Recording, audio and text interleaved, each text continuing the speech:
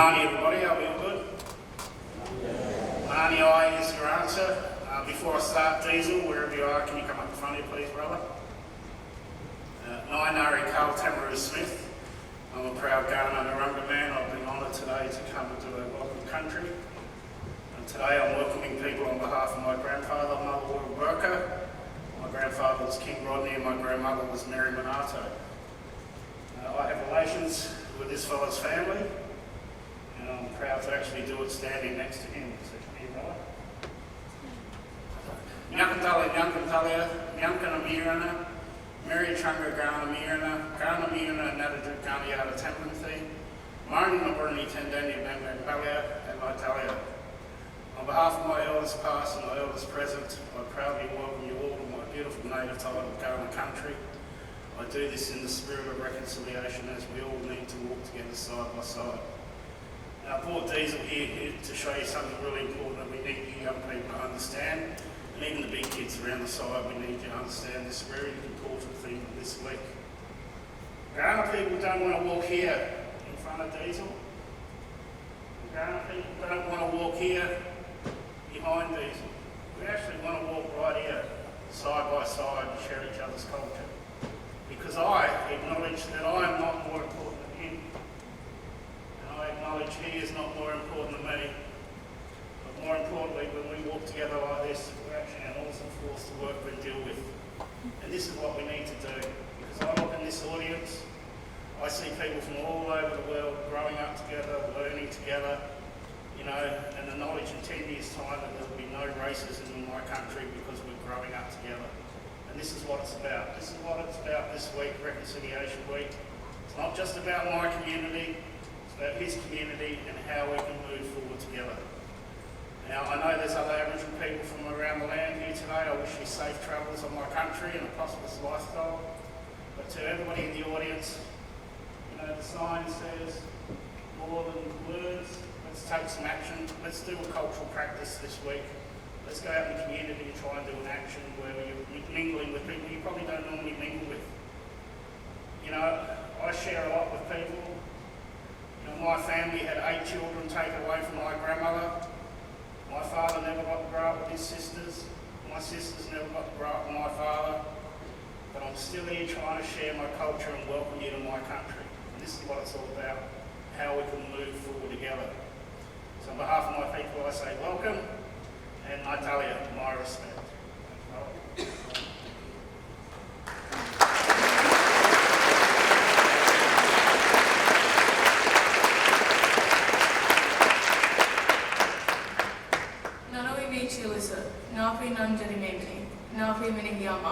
Hello, my name is Alyssa. I'm a non-gender woman and I'm from Menindee. This year, the reconciliation theme for 2021 is More Than a Word, Reconciliation Takes Action. The purpose of this statement is to support the reconciliation movement towards braver and more impactful action. Reconciliation is a journey for all Australians, as individuals, families, communities, schools, and most importantly, as a nation. At the heart of this journey are relationships between the broader Australian community and Indigenous peoples. We have a role to play when it comes to reconciliation, and in playing our part, we collectively build relationships and communities that value Indigenous people, histories, cultures and futures. Now sit back and we hope you enjoy the Reconciliation Assembly for 2021.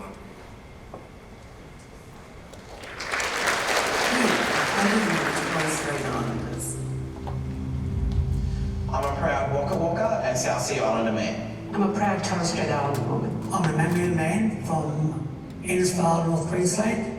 I am a Gurumpa woman from North Stradbroke Island and Yagara country of Brisbane. I'm a Camilla and Darug man. I'm Mamu from Innisfail, North Queensland, with my mother being Mamu and my father being Gorangarai. Whether we identify as Aboriginal or Torres Strait Islander, we're all different. We come from different nations, different language groups, customs, laws and stories. But what we do share is a strong culture that's been around for tens of thousands of years. In fact, originally, there were about 250 Aboriginal and Torres Strait Islander oral languages. Today, just 145 remain. with only half of these actively spoken and 110 of these languages listed as critically endangered. Since colonisation, Aboriginal languages and English have inevitably crossed over. Aboriginal English is spoken right across the country now, which is basically regional Aboriginal words mixed with English words. It also gives different meaning to some English words like deadly, which means great or awesome for us. Much has changed for Aboriginal and Torres Strait Islanders since colonisation in Australia. Dramatic population declines coincided with the arrival of Europeans, and this continued well into the 20th century.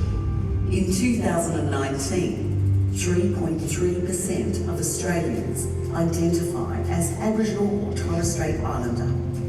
It's a common myth that most Aboriginal people live in the outback. The opposite is true, with almost 2/3 of Aboriginal people living in Australia's eastern states, with Sydney being home to our largest Indigenous population. As Indigenous peoples, Aboriginal and Torres Strait Islanders are mentioned a lot together and share similar cultural traits, but we're both distinct from each other in many ways too. Originating from a group of about 274 small islands between Papua New Guinea and Cape York, Torres Strait Islanders speak Merriam-Mer, Kalalagoya, and Torres Strait Creole languages. Out of all Australians who identify as Aboriginal or Torres Strait Islander, we make up about 6%. So, as you can see, We're all different. but we have a lot in common too. If we keep our languages Build upon our traditions, And share our stories. our culture will continue to grow strong. In the modern Australia.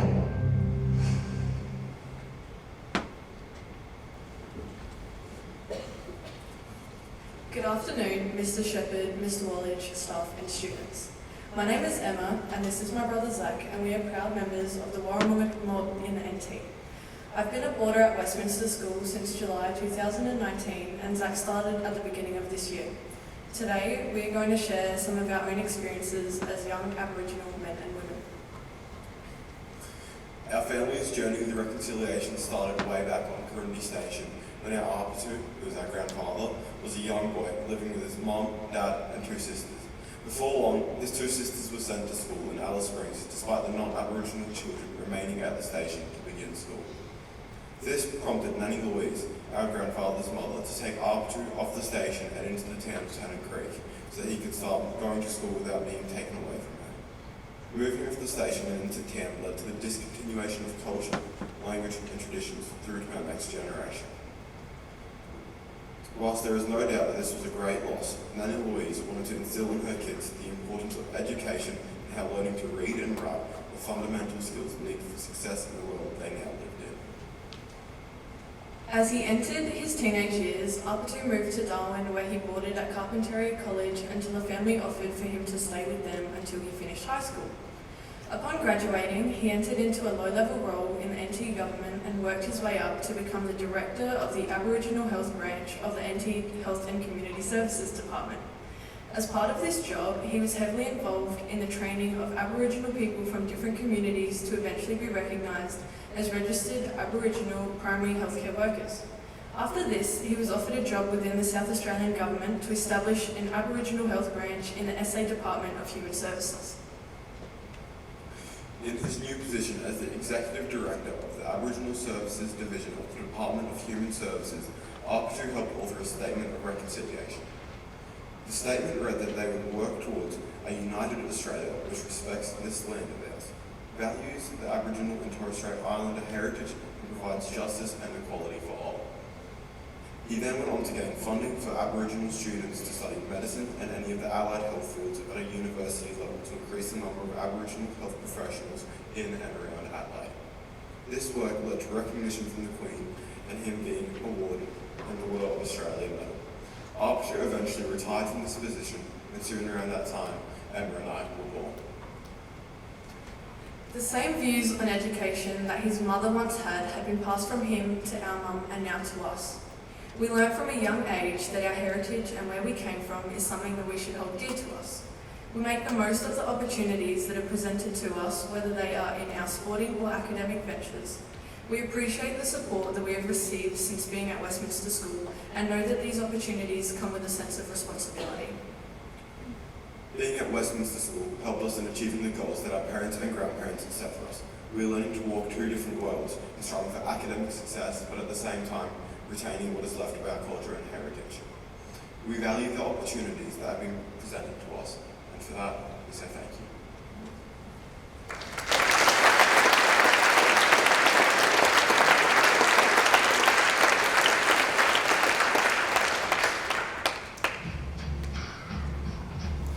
Australia and Canada have a very similar reality in a relationship with Aboriginal people and trying to understand how to make everything work and deal with years. I mean, you've worked in communities, haven't you? Yes, I have. Well, tell me about that. When I was at university, a mate of mine said, oh, look, there's a job going out in the outback. Do you want to come out? We're going to build some houses and we'll be out for a couple of months. And I was nursing a broken heart at the time. So, oh, yeah, let's go. And so I went out there, and day after day, week after week, there's a magical effect that the landscape has and that the people, the Aboriginal people have. And I was very sheltered. I didn't realise it, but I really had not been outside of Sydney much. So to be out there and live there, and then for a while, then I was offered a job at another community where I was the only white fellow out there. There was nobody else. And for 1 month, I lived out there. And honestly, if it wasn't for my dad, I'd still be out there. I rang my dad and I was like, Dad, day after day, I feel happier and happier. I feel more content. I feel everything's right with the world. The things that matter to me, what job I'm in, whatever it is, it does not matter anymore. I've got great friends. I think I'm going to live out here forever. And he's like, great, love the idea. How about you go back and finish college and see how you go? And that's why I came back. And it really was where I think I grew up. It's when I first started to contemplate who I was. I wasn't just reacting to things that happened in life. I was like, okay, who am I? What do I want to do in this world? What do I want to say? You also start to get a sense of what happens politically and how our governments have crushed First Nations people for many years. Did it anger you in that way? Absolutely, it angered me. It angered me on two fronts. First of all, it angered me the way the media have portrayed the Aboriginal people, because my experience of living with them was not envious, but I was inspired. I was inspired by the family, I was inspired by the community, I was inspired by their culture, their togetherness. I'd only seen images of problems, you know, whether it was drinking, whether it was poverty, whether it was health issues. That's all I knew about the Aboriginal people. And I wanted to go back and say, hang on a second, forget those images. You need to go out there and we need to learn from the Aboriginal people. That, and also I went to a school where I had no idea about the stolen generation. I didn't even know that happened. So I'm not that old. I mean, I left school 20, 25 years ago. How can you go through an entire education without learning what really happened? And that's what I did.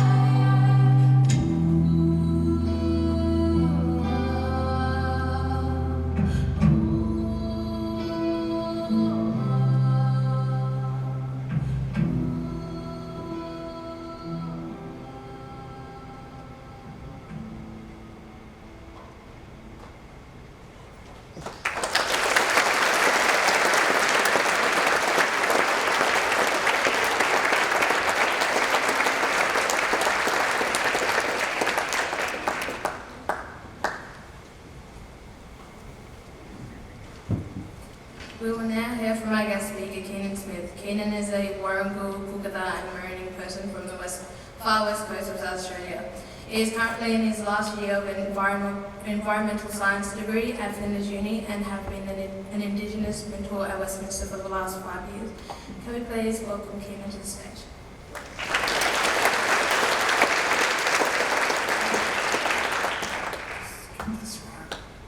Hello everyone, how are you going? Before I start, I'd like to acknowledge the Kaurna people as the traditional owners on this country that we meet on today. I'd like to pay my respects to elders, past, present and emerging, and I'd also like to acknowledge other Aboriginal people that are here present with us today. As Dina mentioned before, my name is Keenan, and I'm a Warrungal, Cookatha and Marooney person from the far west coast of South Australia. I will be talking briefly about myself and then also touching on this year's National Reconciliation Week theme and what it means. So a bit about myself. I grew up on the west coast of South Australia in the towns of Port Lincoln and Ceduna. Completed my schooling there and eventually moved here to Adelaide for uni. A lot of my family aren't from Port Lincoln. A lot of Aboriginal people that are based in Port Lincoln migrated or moved from the west coast in towns like Ceduna and those surrounding areas. And so my maternal side of the family are from areas kind of west of Fowler's Bay, so areas like Penlumba, Pentumba, and even further north up to places like Audia and Tarcoola. Both of my great-grandparents who were born out on country, my great-grandmother being born under a significant birthing tree back home. A lot of my great-grandparents from there were then put onto missions. And I like talking kind of about their birth and kind of their early start because it marks the first interaction that us as Youngers or First Nations people have had with white Australia, or as we'd say back home, Waitabala. So from there, my great-grandmother or my great-grandparents were placed on missions. My grandparents, or my nana and stuff were born on that mission. And my mother was kind of that first generation out of the missions, so the first generation to have to navigate into this new society or this society that wasn't really built for us. And so we ended up in Port Lincoln, and that's where I did most of my schooling. So finished school in Port Lincoln, moved to Adelaide a few years ago, got into environmental sciences degree in my final year now, enjoying it, although there's not a lot of Indigenous knowledges embedded into the curriculum or into my degree, which is bizarre given that we're learning about the Australian environment, but we're going to discount or not even include First Nations people. I don't know how that's possible. But also this year, I also happened to sign a grad contract with one of the top engineering firms here or in the world and in Australia, so yay, woo. So outside of uni and outside of, I guess, my work, I'm involved in a lot of activism, especially around student activism and activism centred around social justice for First Nations peoples. So this has led me to be in a number of leadership positions, both at my university, but also onto peak bodies that represent university First Nations students across the country, both postgrad and undergraduate. So I have to do a lot of kind of advocacy to other peak bodies that we work alongside with, but also other government bodies. And also I've ventured into getting into the politics of native title. If you're the Aboriginal person who's been involved in native title, you can understand it's quite an interesting beast. So I've been elected as a chairperson for the Southern Warrungal claim. So my grandparents, who aren't having my grandparents, so Blackfall Way, your grandparents' first cousins and also your grandparents' siblings technically are your other nanas and poppers. That's how we normally go about it. I don't know about other mob, but so people get often confused and they're like, oh, your nana, but how many nanas do you have? We've got like 100 maybe.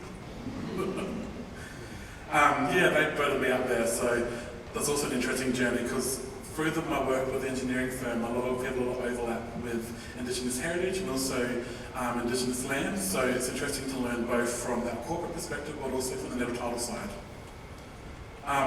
Anyway, that's enough about me. I could go on and on and on and on.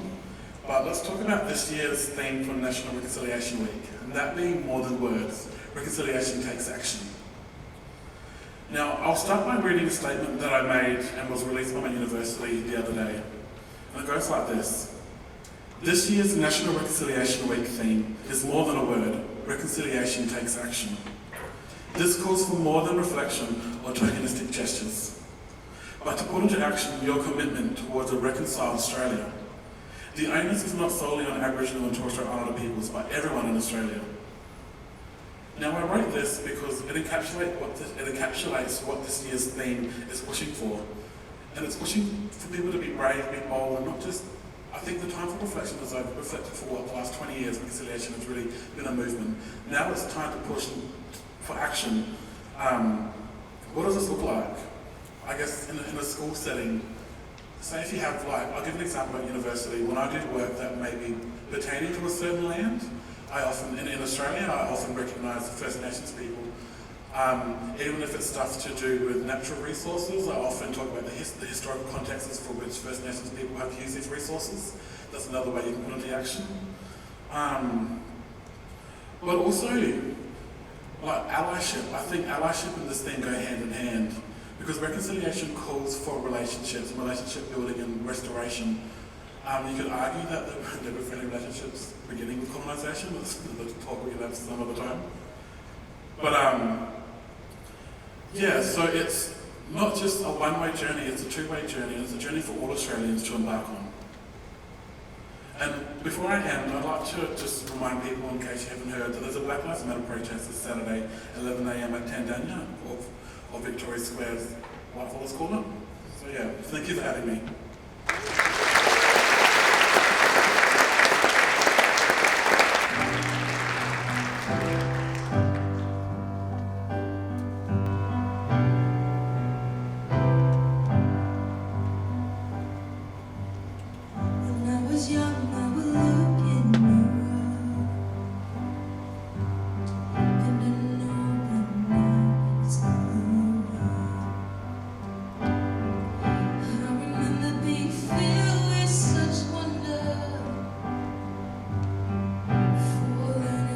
World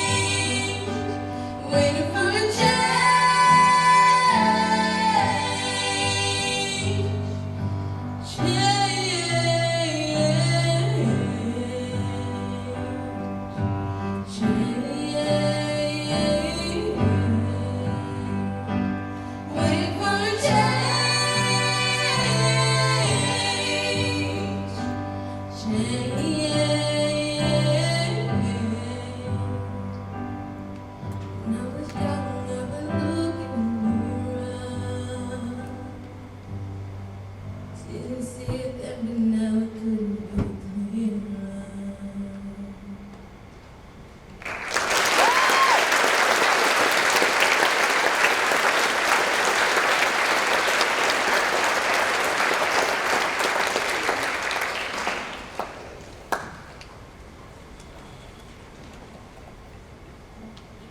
We would now like to invite Zane and Hodson for a Q&A session. Both Zane and Hodson are of an Aboriginal heritage. They will share their personal experiences with a connection to country.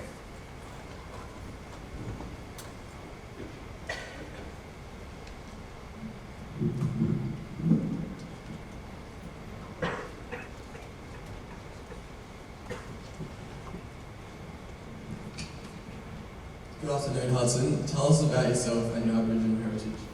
Good afternoon, Zane. I'm Nungeri. Nungeri Nation stretches across from the Murray Bridge to the southern tip of the Fleurieu Peninsula and down to Kingston. My mum couldn't have a baby, so my auntie stepped in and donated her eggs to my mum, and I was born with the help of IVF. My auntie is Aboriginal, and this is where I get my Aboriginal heritage from. My great-grandfather was a Wirangu man from the west coast. In the 1900s, he moved to Point Pearce Mission on the York Peninsula. He then moved to Point McLean Mission, now known as Rampant Aboriginal Community, located on the Coorong. My grandfather was born on Point McLean Mission in 1952 and was not born as an Australian citizen.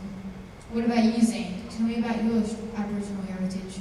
I'm from the Nyampa tribe in the Hay Plains in New South Wales. The Nyampa tribe is made up of 3 tribes which come together to form the greater Nyampa Nation.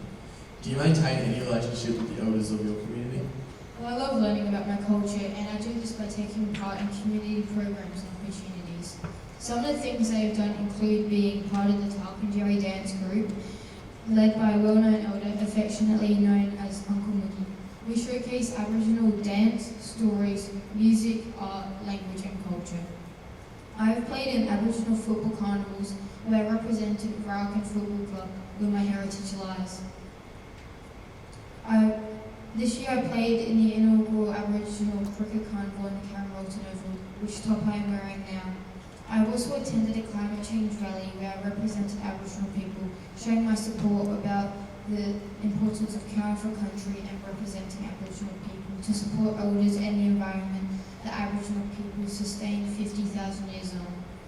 Near where I live is the Warraparanga Cultural Centre, where I have been a few times and participated in cultural tours, workshops and events. My auntie continues to guide me on my journey of learning about my culture and sharing stories, and I'm always wanting to learn more. What about you, Zane? Have you been able to connect with your heritage? Unfortunately, I've never really been able to connect my heritage and my extended Indigenous family. I've always been proud to call myself Aboriginal, and it has always been something that's really important to me. However, there have been challenges that my family had to face because of their heritage, which has been something that my mum and her father continually had to overcome. My grandfather grew up in Hay, New South Wales, surrounded by his loving Aboriginal family. He had a very tough upbringing where he was bullied and ridiculed all his life for having darker skin. He also spent 2 years fighting in the Second World War. The obvious challenges of war, coupled by the racism my grandfather faced, caused him to have mental health issues. As a result, he was physically and emotionally abusive to his family. He was a reserved man and was ashamed of his skin colour, so he never passed on his Aboriginal traditions and values to my mum or any of her siblings. Therefore, my mum grew up in a completely dysfunctional household, and as a repercussion, her entire family had mental health issues. Whilst my mum did not continue her father's legacy, and I have grown up in a very stable and loving household, I've always wanted to know much more about my Aboriginal heritage. After school, I'm hoping to go to Hay to visit my Aboriginal family and learn more about my family's heritage.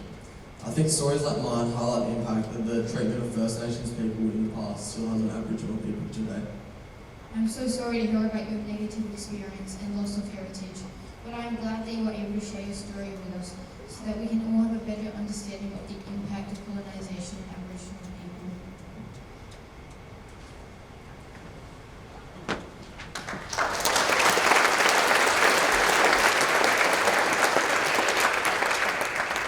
In 2021, reconciliation is about more than raising awareness and knowledge. The theme, More Than a Word, Reconciliation Takes Action, urges us to move towards braver and more impactful actions. We all have a shared responsibility and should never underestimate the contribution we can make towards understanding Aboriginal culture. As students, we can stand up to racism and ensure that we are inclusive of Aboriginal students at our school. This may be in the classroom, out in the yard, at recess or lunch, or on the sporting field. Most of our Aboriginal students are boarders who live quite a distance away from home. Could you host them over an exit weekend so they don't have to end up staying in the boarding house? As for teachers, we would love to attend Aboriginal galleries, plays, dances and other events. It would be great to seek knowledge from an Aboriginal elder, read Aboriginal books or hear authentic stories from our students. Being genuine allies for Aboriginal people involves a lot of self-reflection, education and listening. It means knowing that we're often coming into this space from a position of power and privilege. We must change our own behaviours, and when we learn that someone's rights have been abused, we all need to jump into action. More than a word, reconciliation takes action.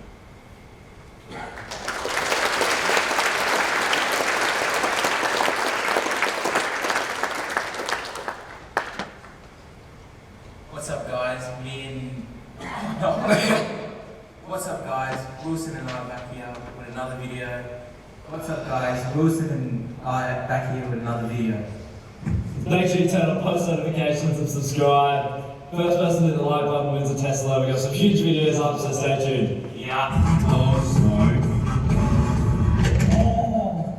Jenny Pro.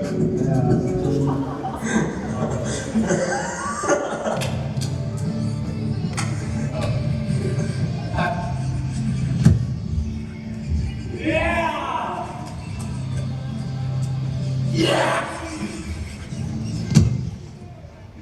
I'm on that! Yep. Whatever way you say it, you got to talk to me like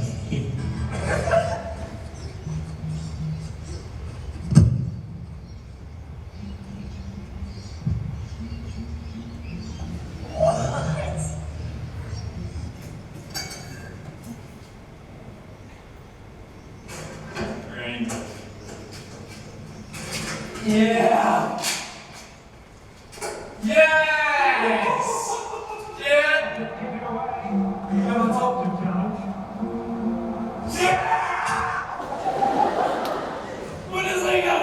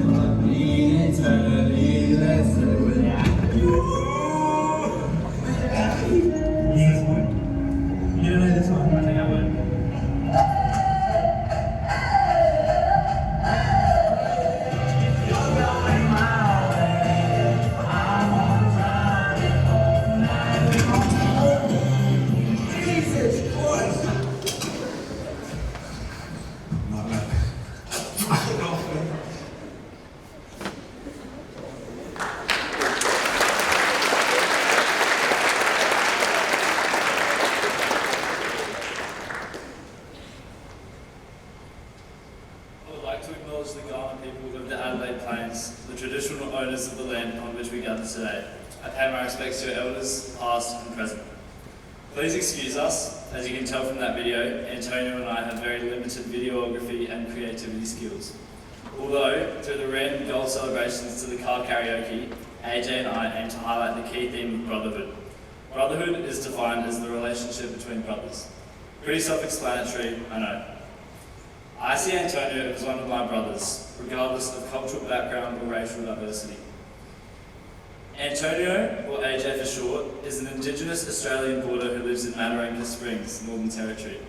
Myself, Wilson Block, a non-Indigenous Australian day student that lives in the southern suburbs of Adelaide. Both coming from very different backgrounds, yet that doesn't restrict us from being close mates. Being inclusive is easy. Breaking down barriers begins with getting to know people and spending time with them. Antonio and I became close through a simple introduction, a simple hello. From that initial conversation I had with him in Year 11, football and other interests helped us to become closer. Developing and maintaining our friendship involves give and take. Sometimes I am the one giving support, whereas other times I'm on the receiving end. As good mates, we are there for each other in the good times and the bad. Being kind and inclusive remains the core of successful relationships. Our Westminster School values teach us to show respect for others, put others first, and celebrate diversity. We can do this by making connections with each other and showing empathy. To truly relate to another person, it's useful to understand a bit about their culture. This means that for Indigenous and non-Indigenous Australians to come together for a better future, it's important for all Australians to learn about the Indigenous culture. I feel privileged and humbled by the cultural knowledge and understanding that I have gained through my interactions with AJ. More than a word, reconciliation takes action. Thank you.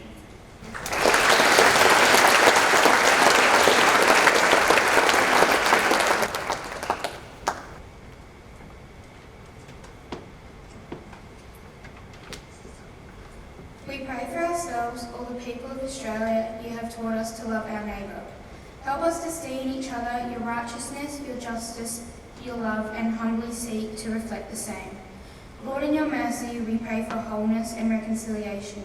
We pray for reconciliation, that the wrongs of the past may not be recognised, that our awareness of the journey so far be awakened, and that the Spirit moves us to see through what has been started. Lord, in your mercy, we pray for wholeness and reconciliation.